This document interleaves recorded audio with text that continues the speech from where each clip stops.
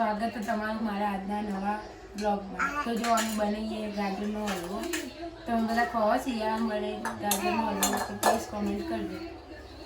તો જો હલવો બનાવવા માટે મેં તો પહેલાં ગાજર લઈ લીધા 500 ગ્રામ। એના ને છોલી લઈને પહેલાં મસ્ત બસ જો બધા ગાજર ને છોલી લીધા। હવે એને ધોઈ અને ખમણી લઈ લેવાના। ધીમે ધીમે ધીમે બધા ખમણી લેવાના મસ્ત ગાજર જો આવી રીતના ધીમે ધીમે એને ખમણી લેવાના મસ્ત। ગાજર નહીં ધ્યાન રાખવું તો આગળ કપાઈ જાય।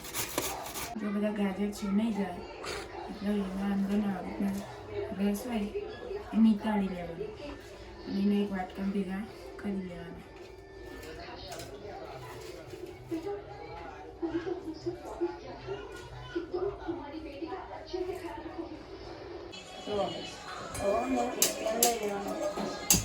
गैस रखी एना ऊपर एक पेन मूकी एम आप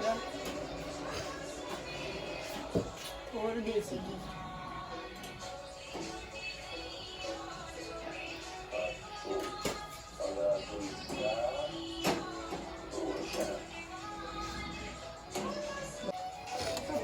घी हो ना थोड़ा ऑगड़ा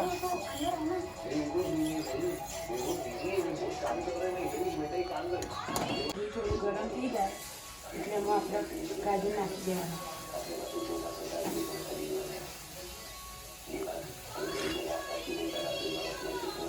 અને એમાં મસ્ત ઘીમાં શેકી લેવાના થોડી આપને મસ્ત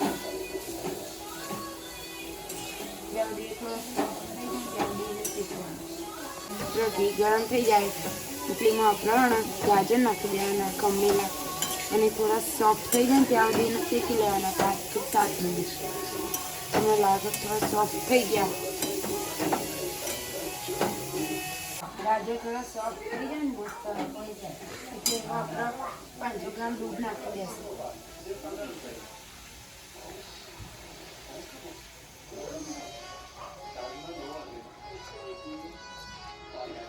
500 ગ્રામ દૂધ નાખી એને મીડિયમ ગેસે ચડવા દેશું।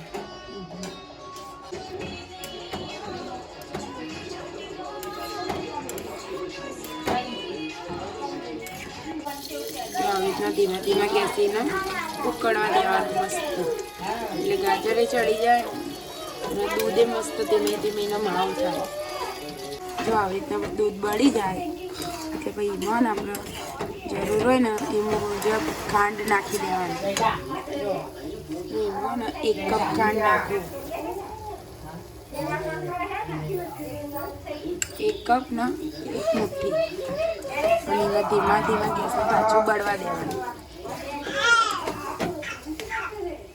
ખાંડ નાખીએ ને એટલે એનું જે પાણી છૂટું થાય ને એને ધીમે ધીમે આવી રીતના હલાવવાનું બધું પાણી બાળી દેવાનું ધીરે ધીરે ધીરે બધું મોરસનું પાણી ને ભરી જાય એટલે એમાં આપણે કાજુ બદામ જે વાટેલા આવે એ નાખી દેશું અને એને મસ્ત થોડી વાર ચડવા દેશું પાછા। જો તમારો ગરમા ગરમ ગાજરનો હલવો બની તૈયાર।